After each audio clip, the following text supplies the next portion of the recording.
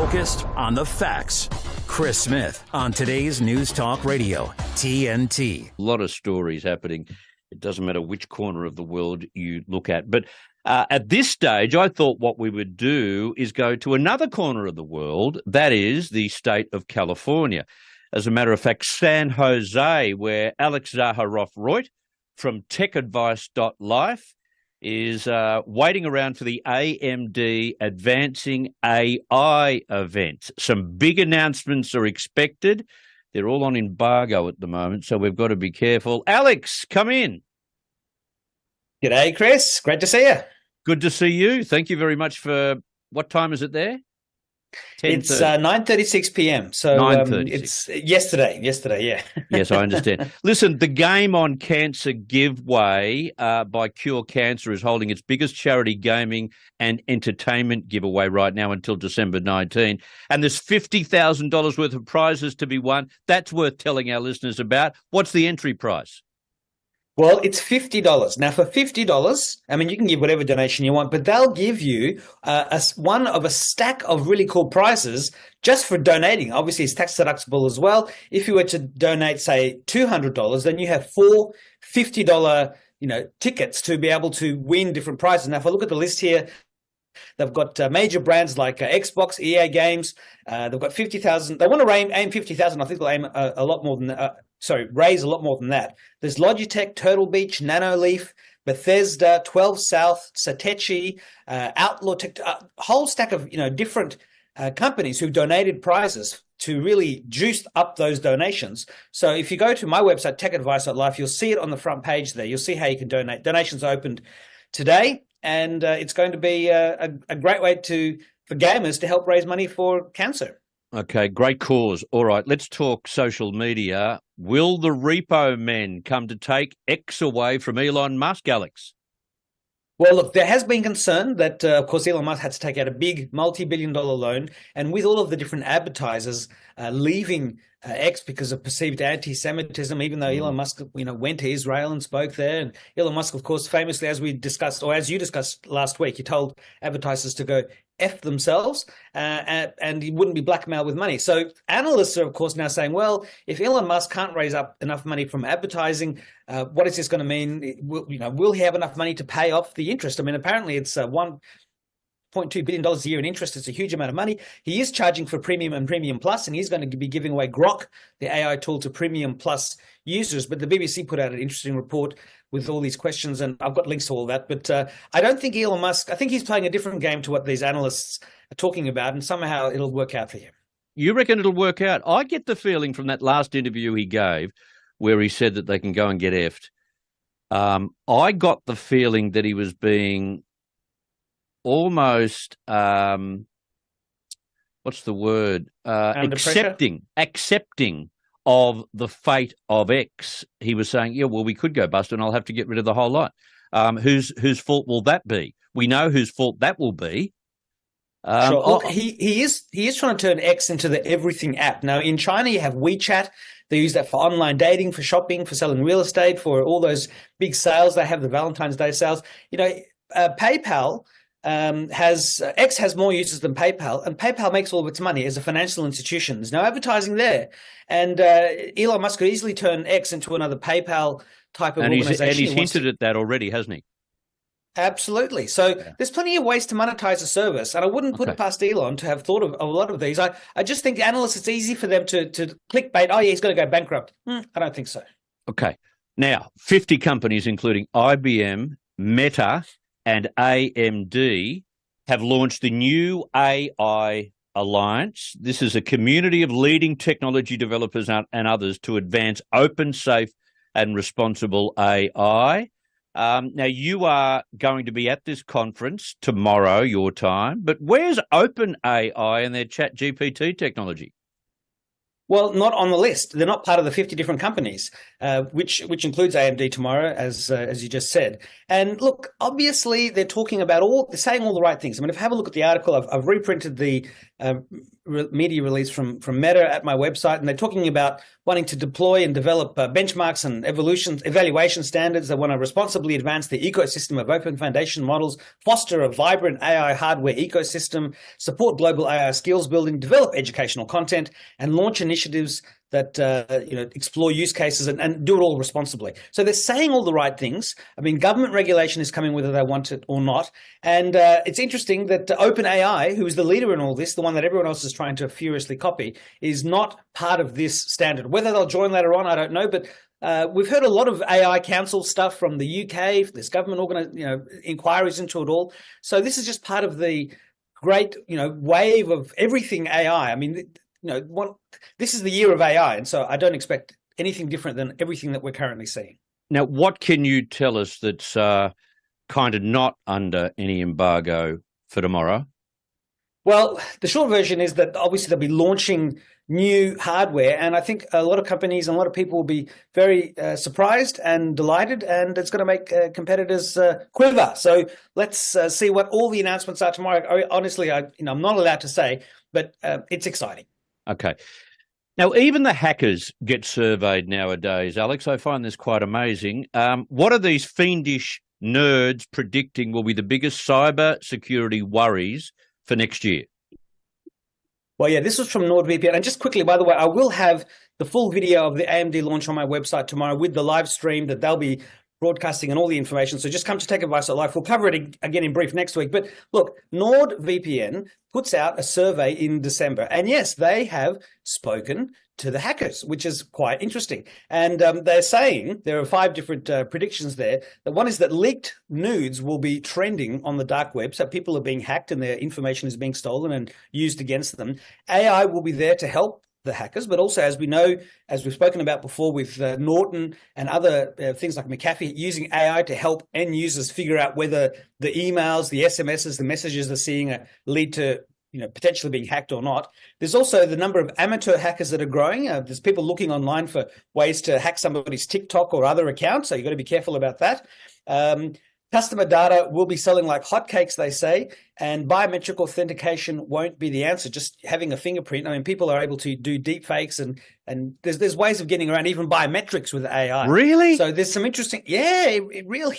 I mean, look, people are using copies of your voice to log in to your Centrelink or your banking systems that use voice as your authentication method. And with AI able to clone your voice, we've heard there song generators that you can type in words and it sounds like Elvis or sounds like Drake or sounds like somebody, but they haven't sung it at all. We spoke recently, I think, about how YouTube is actually partnering with some of the singers to enable people to create songs in their voices, even though they're not actually singing their voice. So AI has been used to fool biometrics. I mean, we even saw in a James Bond movie, many years ago, they copied somebody's iris and transplanted it and somehow broke into a system that was only meant to be used by the president. And that was science fiction. But AI is incredible, and it's helping the bad guys and it's helping the good guys.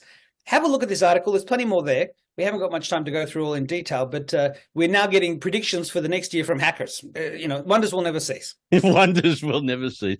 Where do you find the phone numbers for these hackers? Is there a website that you go to saying Joe Bloggs in South Carolina is an American hacker? You can call him on this number?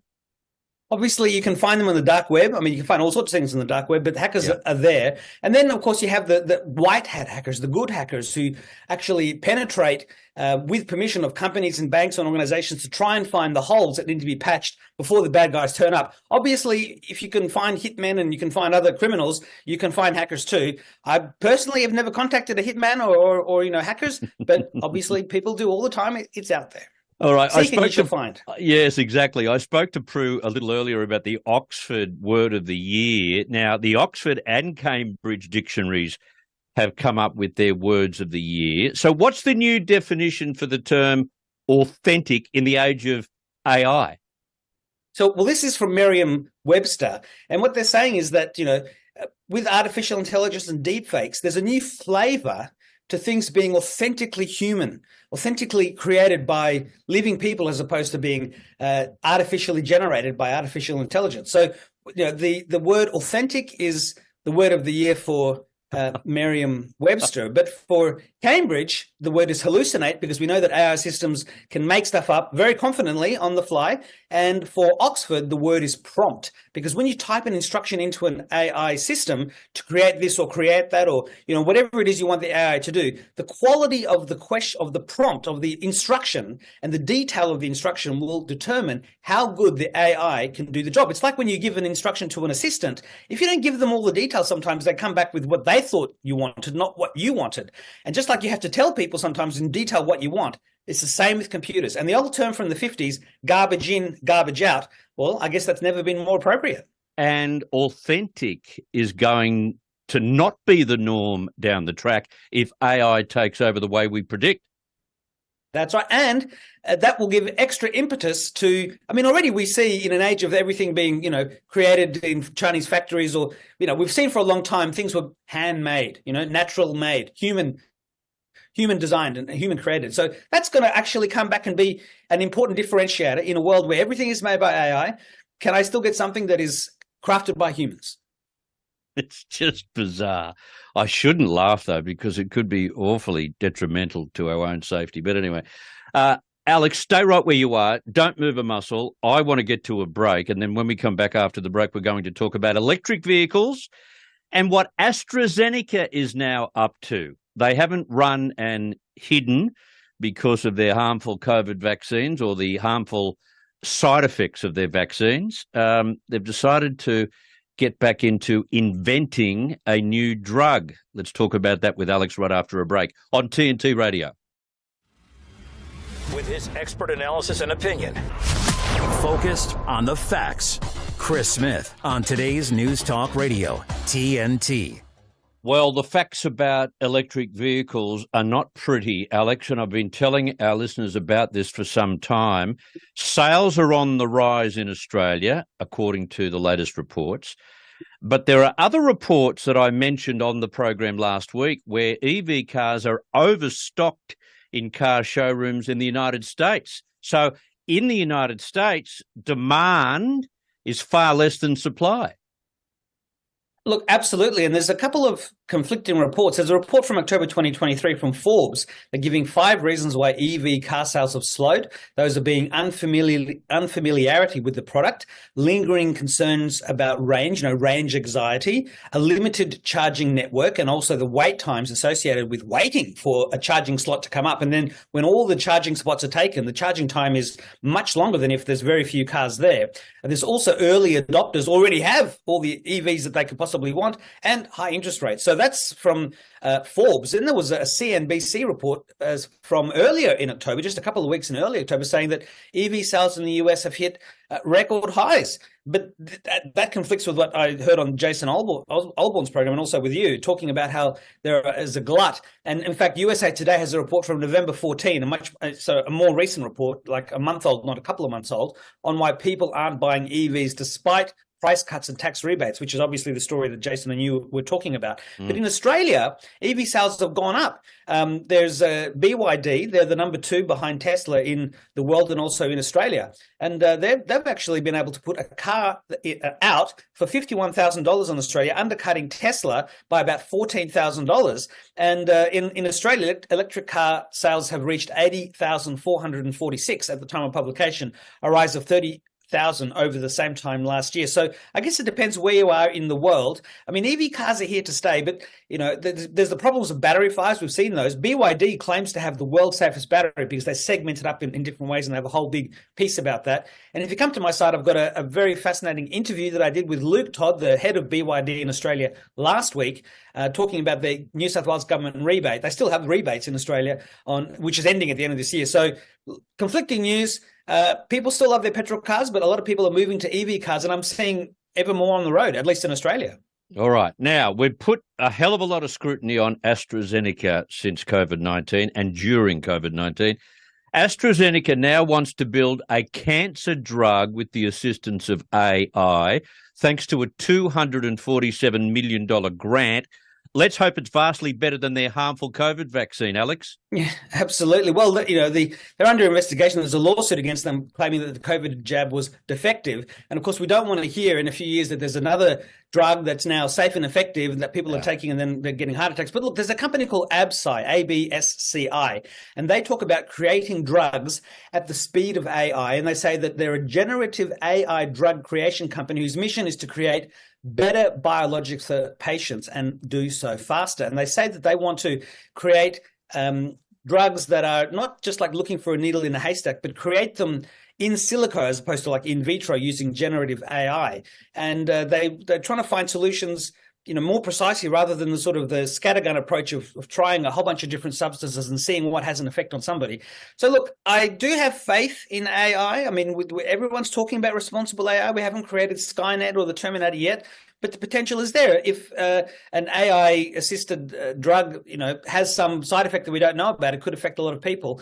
And if we can't even do updates at banks and phone companies correctly, and it takes a whole network down, how many people could it take down if something goes wrong? So, Correct. Look, it's good news, but we have to take it, all with a grain of salt. And AstraZeneca, of course, unfortunately, their vaccine killed people. So, let's be careful.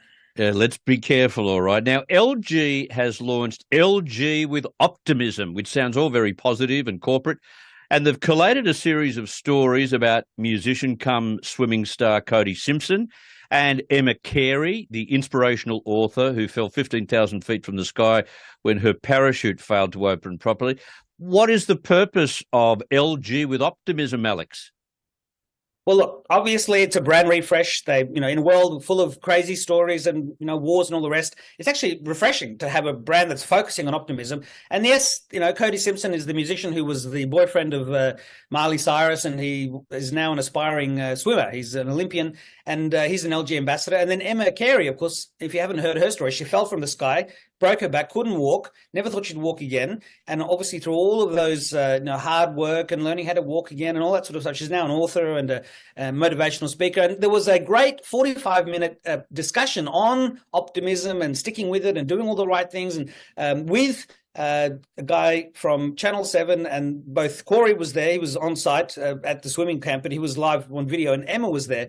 And there's a great video they can watch to see them talking about it and not giving up and the power of sticking with it and the power of optimism. And that's separate to the LG launch. But I was also at their showroom, and they gave a 1-hour sort of tour of their IT products, their information display products, giant wall-sized TVs that bend and curve when you push a button so that when you're watching a movie or playing a game, you can see it. And they, of course, had these clothes refreshers. It's like a dry cleaning machine, washing machines, dryers, fridges, that you push a button, you can see inside the fridge without opening it, and vacuum cleaners. And there's a 1-hour video. So it's the top story on my site. Have a look.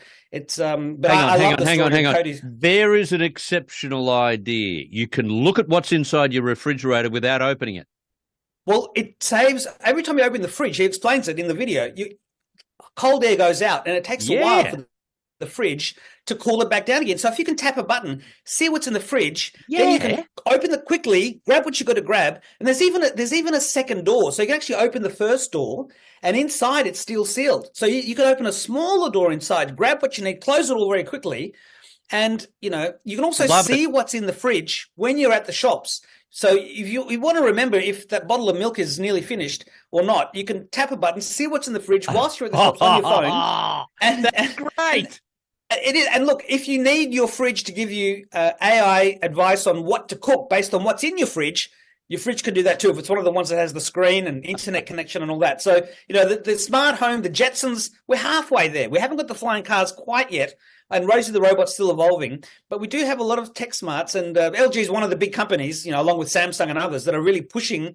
And you can see the latest and greatest. There's a 1-hour video, and you can learn all about the story of Cody Simpson and Emma Carey at my website, TechAdvice.Life. I can see myself, and listeners, picture yourself walking down the aisle with the trolley in the supermarket. You look over at maybe the cheese and dairy section, and you're thinking to yourself, do I need cheese? How much milk have we got? Did the kids drink that milk last night?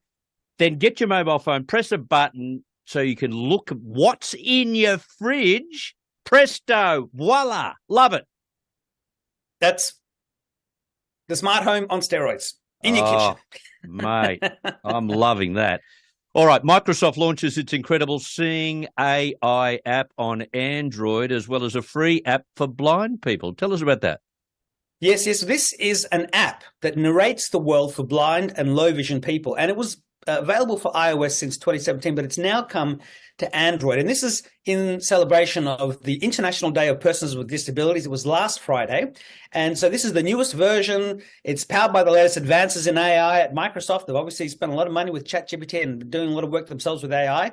And so it's now available on Android via the Google Play Store. It's free. You don't have to be blind or low vision to use it or to try it. I mean, you can experiment with it. It's basically the way that robots will see and understand things in the future. You'll have a robot in the home, and you will use some sort of AI like this to tell you what's in the fridge if you haven't got the fridge that has the camera inside of it. But you've got richer descriptions in photos, they say. In addition to providing a brief summary of photos on the Scene channel, you can now tap more info and a rich description will be generated, including far greater detail about what is in the image. You can also chat to your documents after scanning a document. You can talk to the document or the PDF to see what's inside it. It's like turning the document into a person that you can question. And there are a couple of the features, and this is just the beginning of the AI magic that has slowly becoming more obvious to people that this is changing everything. Yeah, great stuff. All right, now I think I've got time for one more. ABC Australia has reported Australia's first moon rover has been named. Now, they held a competition to come up with the name, did they? They did. They had more than 8,000 submissions, and it's a very Australian name. In Australia, we call kangaroos the Roo, So this is called the Roo-ver, the Roo-ver. Roo-ver. Sounds a bit like Hoover. So I'm sure it'll go around vacuuming up moon rocks and moon dust to be, sent back to Earth and checked. But it's expected to land in the South Pole region of the Moon, according to the ABC, before spending around 14 Earth days, equal, it says, to about half of one moon day, collecting lunar soil known as regolith. So look, we'll learn more about that when it happens. But Australia's going to have its own moon rover. Incredible. Love it. Fantastic. Fly the Aussie flag. As long as it has an Aussie flag or some sort of Aussie flag on it, I think it will, won't it? It'll have to. Everyone that goes into space has the lapel, with the flag. We see it in all the movies. So I'm sure there'll be an Aussie flag there. We've got to have it. Fantastic. Hey, fantastic to have you on the program all the way from San Jose? San Jose. I thought it was Santa Clara. That's where AMD is headquartered, but San Jose, it's part of the heart of Silicon Valley. So great place to be, loving it. All right, you get a good sleep and wake up tomorrow for your AI experience, and we'll speak with you next week, mate. Thank you. Wonderful. Thanks so much. Bye, Chris. Good on you. Alex Zaharov-Reutt, and you can look at all that we spoke about on TechAdvice.Life. I've got to get out of here. We'll come back and get together at the same time tomorrow on TNT Radio. To hear a replay of this hour, go to episodes at TNTRadio.Live. Now, TNT Radio News. With your hourly news brief, I'm Matt Boyland.